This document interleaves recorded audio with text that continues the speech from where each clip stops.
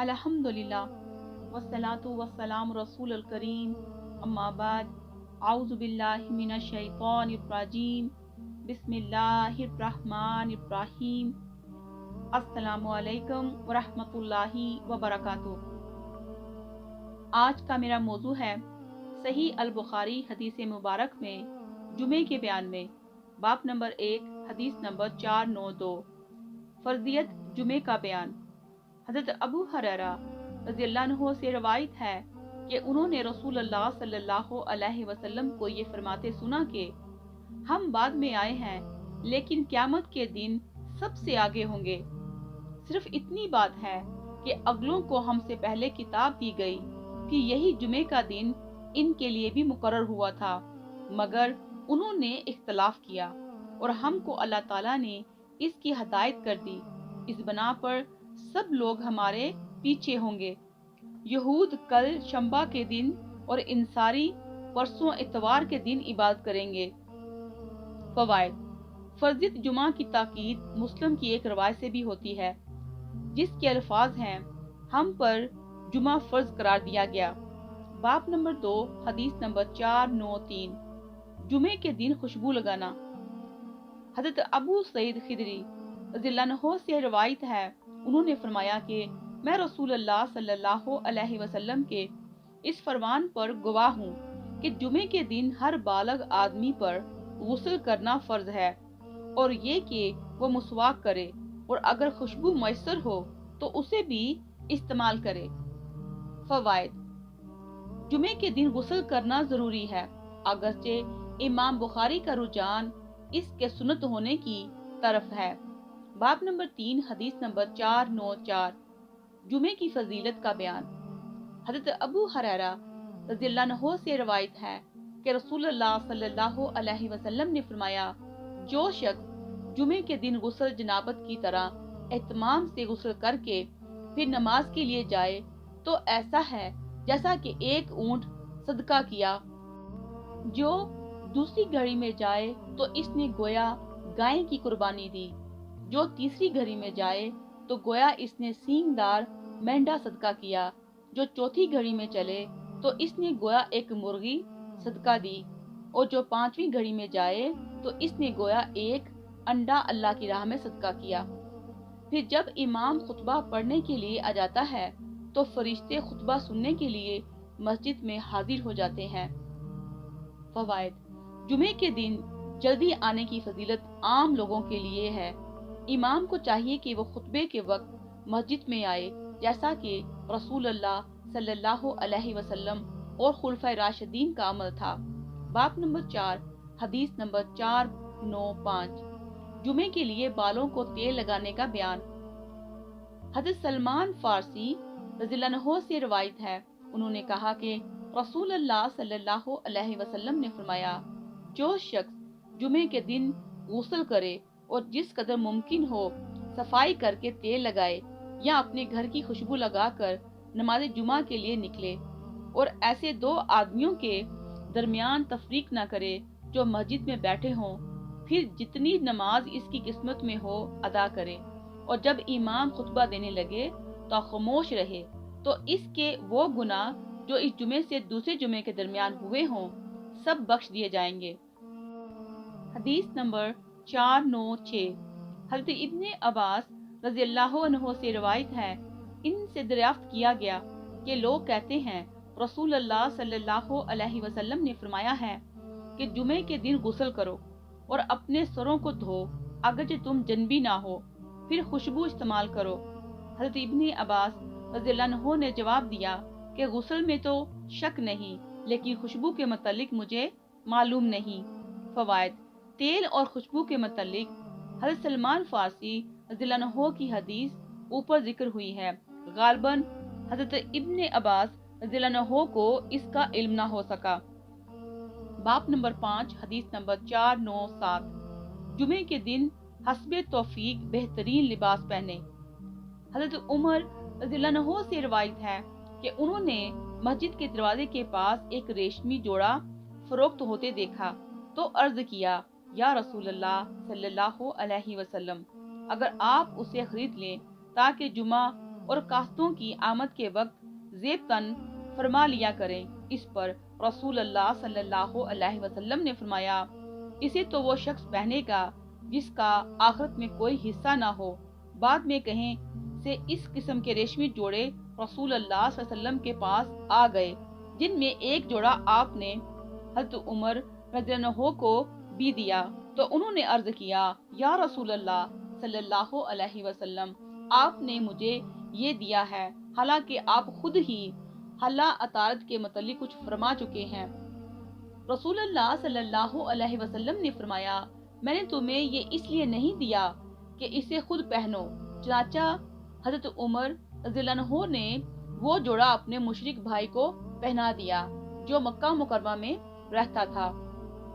فوائد: حدیث کی عنوان سے اس طرح مطابقت ہے کہ حضرت عمر رضی اللہ عنہ نے رسول اللہ صلی اللہ علیہ وسلم کی خدمت میں جمعے کے دن عمدہ کپڑے پہننے کی درخواست کی۔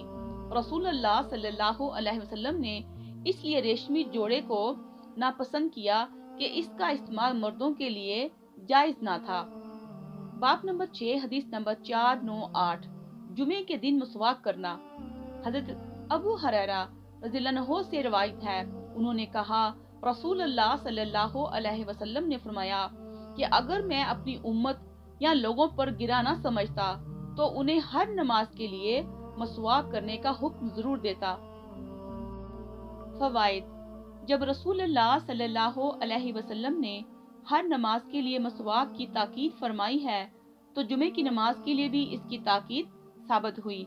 حدیث نمبر 499، حضرت انس رضی اللہ عنہ سے روایت ہے، انہوں نے کہا، رسول اللہ صلی اللہ علیہ وسلم نے فرمایا کہ میں تمہیں مسواک کے متعلق بہت تلقین کر چکا ہوں۔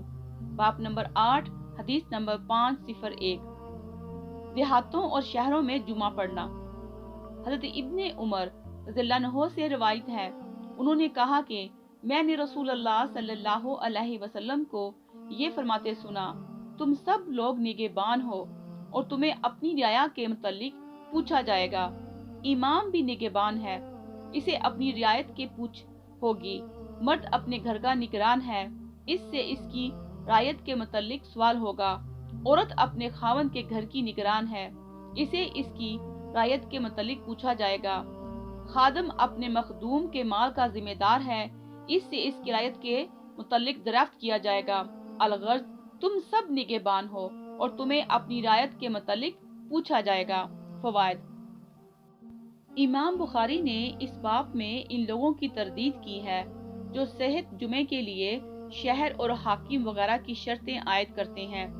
اس قسم کی شرائط بلا دلیل ہیں۔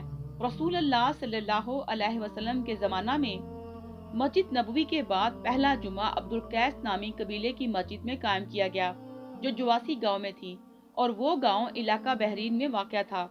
باب نمبر 9، حدیث نمبر 502، جسے جمعے کے لیے آنا ضروری نہیں، کیا اس پر غسل جمعہ واجب ہے؟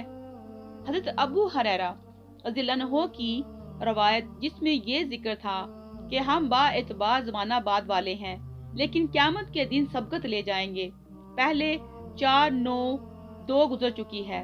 اس روایت میں اتنا اضافہ ہے کہ ہر مسلمان کے لیے ہفتے میں ایک دن غسل کرنا ضروری ہے، اس روز اسے اپنا بدن اور سر دھونا چاہیے۔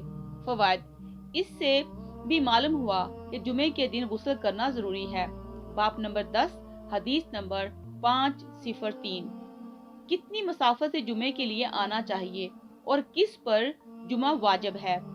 حضرت عائشہ رضی اللہ عنہا سے روایت ہے، وہ فرماتی ہیں کہ لوگ اپنے گھروں اوالی دیہاتوں سے نماز جمعے کے لیے باری باری آتے تھے، کیونکہ وہ گرد و غبار میں چل کر آتے، اس لیے ان کے بدن سے غبار اور پسینے کی وجہ سے بدبو آنے لگتی۔ چنانچہ ان میں سے ایک شخص رسول اللہ صلی اللہ علیہ وسلم کے پاس آیا جبکہ آپ اس وقت میرے گھر میں تھے۔ تب رسول اللہ صلی اللہ علیہ وسلم نے فرمایا، کاش کہ تم لوگ اس مبارک دن میں نہا دھو لیا کرو۔ فوائد: اوالی مدینہ کے بالائی حصے میں 3-4 میل پر واقع دیہی آبادی کو کہتے ہیں۔ معلوم ہوا کہ اتنی مسافت پر رہنے والوں کو شہر کی مساجد میں جمع کے لیے حاضر ہونا ضروری نہیں، اگر ضروری ہوتا تو باری باری آنے کے بجائے سب کے سب حاضر ہوتے۔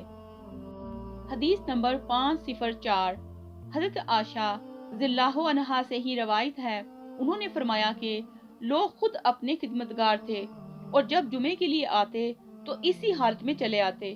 تب ان سے کہا گیا کہ کاش تم لوگ غسل کیا کرتے۔ فوائد: اس حدیث سے امام بخاری یہ ثابت کرتے ہیں کہ جمعہ زوال آفتاب کے بعد پڑھنا چاہیے، کیونکہ لفظ روا استعمال ہوا جو زوال کے بعد وقت پر بولا جاتا تھا۔ آئندہ حدیث میں اس کی صراحت موجود ہے۔ حدیث نمبر 505 حضرت انس رضی اللہ عنہ سے روایت ہے کہ رسول اللہ صلی اللہ علیہ وسلم سورج ڈھلتے ہی نماز جمعہ ادا کر لیتے تھے۔ باب نمبر 11 حدیث نمبر 506 جب جمعے کے دن گرمی زیادہ ہو۔ حضرت انس رضی اللہ عنہ سے ہی روایت ہے کہ جب زیادہ سردی ہوتی تو رسول اللہ صلی اللہ علیہ وسلم نماز جمعہ جلدی پڑھتے، اور اگر گرمی زیادہ ہوتی تو نماز جمعہ کچھ ٹھنڈک ہونے پر پڑھتے تھے۔ باب نمبر 12 حدیث نمبر 507 جمعے کے لیے روانگی کا بیان۔ حضرت ابو عبس رضی اللہ عنہ سے روایت ہے، وہ نماز جمعے کو جاتے وقت کہنے لگے، میں نے رسول اللہ صلی اللہ علیہ وسلم کو یہ فرماتے سنا ہے کہ جس شخص کے دونوں پاؤں اللہ کی راہ میں غبار آلود ہوں تو اللہ تعالیٰ نے اسے دوزخ کی آگ پر حرام کر دیا ہے۔